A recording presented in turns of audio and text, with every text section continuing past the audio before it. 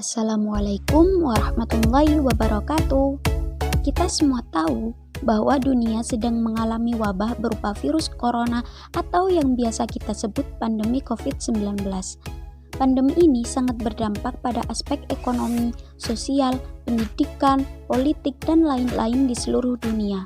Semua masyarakat mengalami dampak ini, terutama dalam kehidupan sehari-harinya, entah masyarakat yang berada di kota ataupun di pedesaan.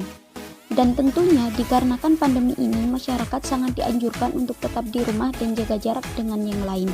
Meskipun di Indonesia sudah diberlakukan pola hidup new normal, yang mana masyarakat sudah bisa menjalani aktivitasnya seperti biasa dengan tetap mengikuti protokol kesehatan. Namun, pola hidup new normal ini masih belum diterapkan dalam proses belajar mengajar di sekolah, sehingga anak-anak masih harus belajar dari rumah. Nah, selama proses belajar di rumah ini, peran orang tua sangat penting dalam mendampingi anak belajar supaya ia tetap semangat dan dapat memahami materi pelajaran dengan baik. Nah, berikut ini sudah kami rangkum tips supaya para orang tua tidak kewalahan dalam mengurus kegiatan belajar anak-anak tetap efektif meskipun di rumah saja. Yang pertama adalah membuat jadwal aktivitas harian bersama anak. Lalu, perhatikan tempat dan lama waktu belajar anak. Kemudian, kenali gaya belajar anak. Dan yang terakhir, jalin komunikasi dengan pihak sekolah. Yang pertama, membuat jadwal aktivitas harian bersama anak. Terus berada di rumah bisa membuat seorang anak mengira bahwa ini adalah liburan tanpa henti. Akibatnya, ia bisa jadi tidak mau belajar. Jadi, orang tua tetap harus terapkan jadwal aktivitas harian untuk anak dan libatkan ia dalam membuat jadwal tersebut. Cara ini bisa membuatnya lebih mau menerima dan mengikuti jadwal yang telah disepakati bersama.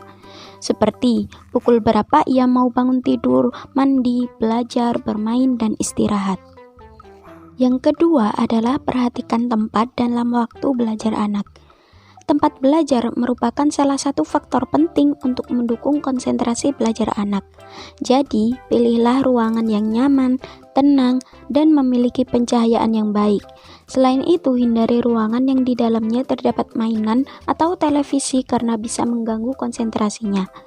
Tempat yang nyaman akan semakin membuat seorang anak fokus terhadap apa yang dipelajari, dan tentu saja orang tua juga tetap harus menemani belajar si anak. Lalu yang ketiga adalah kenali gaya belajar si anak. Setiap anak memiliki gaya belajar masing-masing. Penting bagi orang tua untuk mengenali gaya belajar anaknya untuk memudahkan dalam mendampinginya dan memudahkan anak juga dalam menerima pelajaran. Jika anak lebih mudah menerima informasi dengan cara melihat, berarti ia memiliki gaya belajar visual. Dengan gaya belajar ini, berikan si anak buku yang lebih banyak gambar serta bentuk tulisan yang beragam dan berwarna. Bila anak lebih nyaman belajar dengan cara mendengarkan orang tuanya membacakan buku, artinya ia memiliki gaya belajar auditorik.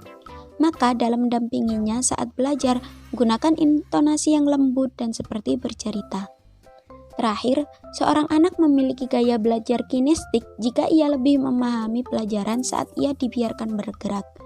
Misalnya memutar-mutarkan pensil atau menggerakkan kaki.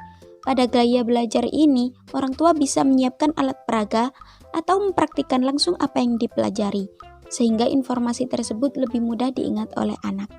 Dan inilah yang terakhir, yaitu jalin komunikasi dengan pihak sekolah.